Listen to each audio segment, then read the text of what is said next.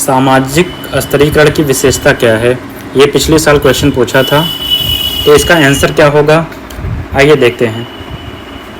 तो सबसे पहले आंसर में एक इंट्रोडक्शन इंक्लूड करेंगे। इंट्रोडक्शन में सामाजिक स्तरीकरण होता क्या है उसके बारे में बताएंगे। ठीक है, जैसे सामाजिक स्तरीकरण वह प्रक्रिया है जिसके अंतर्गत समाज में व्यक्तियों और समूहों को ऊंच नीच, श्रेष्ठ, कमतर और संसाधनों की उपलब्धता के आधार पर क्रमबद्ध किया जाता है। यह समाज में व्याप्त असमानताओं को दर्शाता है और तय करता है कि किसे कितनी शक्ति, प्रतिष्ठा और अवसर मिलेंगे। समाजशास्त्रियों के अनुसार यह प्रत्येक समाज की अस्थायी और अनिवार्य संरचना का हिस्सा है, चाहे उसका रूप अलग अलग क्यों न हो।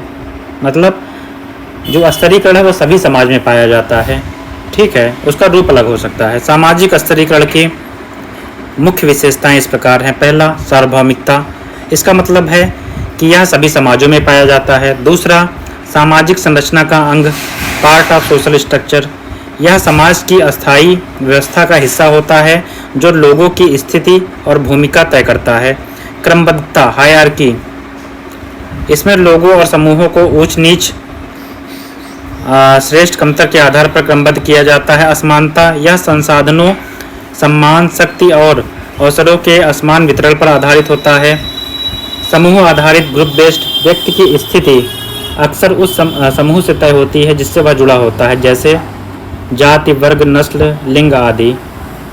आंशिक गतिशीलता, लिमिटेड मोबिलिटी। कुछ समाजों में स्थिति बदलना कठिन, जैसे जाति आधारित प्रणाली होता है, तो कुछ में अपेक्षाकृत आसान, जैसे वर्ग प्रणाली होता है। सातवां, सांस्कृतिक वैधता, कल्चरल लेजिटिमेसी। समाज में यह अक्सर परंपराओं, धार्मिक मान्यताओं या सांस्कृतिक तर्कों से सही ठहराया जाता है।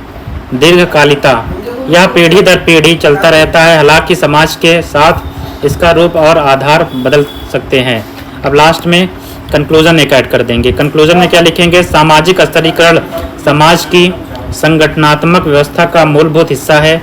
यह न केवल समाज में संसाधनों और अवसरों के वितरण को प्रभावित करता है, बल्कि लोगों की जीवन शैली, सोच और आपसी संबंधों को भी आकार देता है।